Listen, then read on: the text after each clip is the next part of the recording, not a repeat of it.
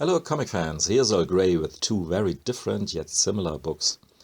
Lale Westwind's Grip and Frédéric Coché's l'Almagest. One strikingly colorful, the other one indulging in all kinds of grey and black and white. But the reason why I lumped them into one video is obviously that they are both wordless comics. L'Almagest by the Belgian publisher FRMK or FRMK, Grip by Marteau from France, but that's nothing anyone should bother since there's no text at all, even no fore or afterword. The art is just pure bliss in both books, even though very different kind of bliss. Starting with Lale Westwind. Her book Grip has been actually published by different publishers all over the world, not only by the French publisher I mentioned. But from over here it was a bit difficult to get the version from the American Perfectly Acceptable Press or the Spanish version from Apa Comics, or the Turkish one from Nada Press. It's a bit strange that there are so many versions out there of a book that could be printed and sold just in one version in an equivalent high print run. Anyways, Lale Westwind seems to be the Risograph wonderkind. Very few artists put out all the stops when it comes to colors like Lale Westwind.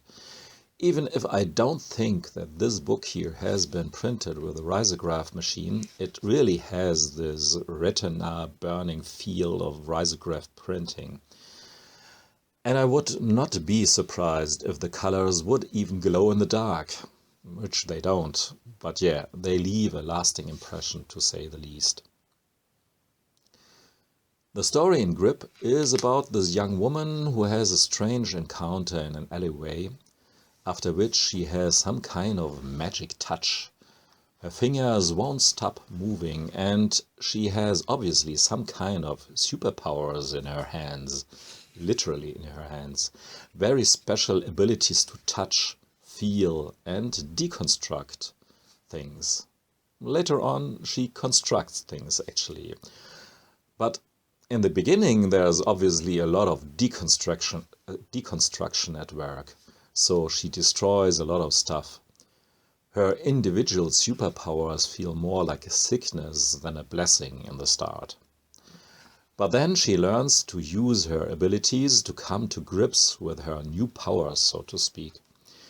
She makes friends with some co-worker, learns to repair stuff, especially machines, goes out into nature, builds a motorbike eventually. Overall, it's the journey of a young person to find its place in the world. What she's able to do and the feeling of power that comes with the discovery of her own abilities. Which reminded me of another silent comic, a much older one, and one in black and white. Mon livre d'heures by Franz Masaryk shows a similar journey of a young person to find its own place in the world. Even though it's told from a male perspective and quite different in style, I feel a quite similar atmosphere, tone and message, if you will. Now to Frédéric Cochet. I spoke about some of his comics in Panellogy 455, along with comics by Gareth Brookes.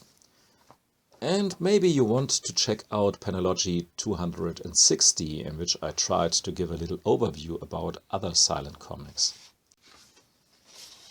The title L'Almagest refers to an old treatise on the apparent motions of the stars and planetary paths. It was written by Claudius Ptolemy in the 2nd century and was one of the most influential scientific texts in history. It canonized a geocentric model of the universe. That's somehow the level of understanding I got through the wisdom of the almighty Wikipedia, which is maybe a good introduction to Cochet's book, and maybe not. Well, there's a lot of stargazing going on these panels. Each panel correlates with an etching plate. So we have Cochet's signature, very old school technique once again. People in ancient times building their mythologies and beliefs around and about the very nature of the night sky, melding with the mythologies and beliefs of the slightly informed worlds of science in later centuries. But Coché's book is very far from delivering some kind of new astronomic treatise.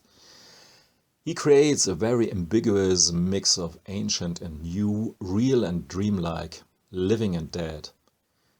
In fact, we have a lot of imagery depicting the resurrection of the dead, but not quite like in the traditional Christian sense, rather in the medieval Totentanz tradition, the dance of the dead, or even better, the resurrected are quite lively zombies doing stuff. And yeah, they are gazing at the stars as well, until they're amongst them, meeting the angels. But Coché wouldn't be Coché if not one of them angels would play an electric guitar instead of an harp. So, well, it's one of these books that gives you a lot to think about, while it's pretty clear that you never ever will be able to figure out what the author exactly meant with all his ambiguous and associative imagery. Probably he would have a hard time himself to spell out all his ideas. Hence a wordless comic seems the perfect solution for such a comic. And as you can see, the art is pretty marvelous. Well, in my eyes, I love the sketchy dynamics, the looseness of his lines, maybe sometimes bordering on some deliberate sloppiness, all the different shades, marks and smears created by his etchings.